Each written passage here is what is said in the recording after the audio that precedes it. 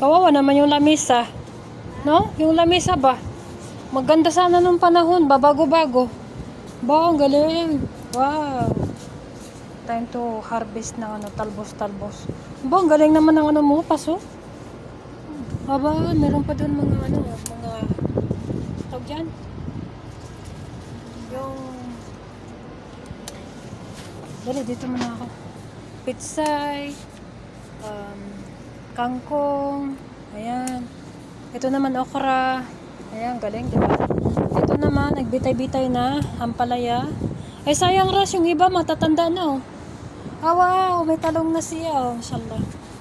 Galing, galing, galing yung talong niya, oh, di ba?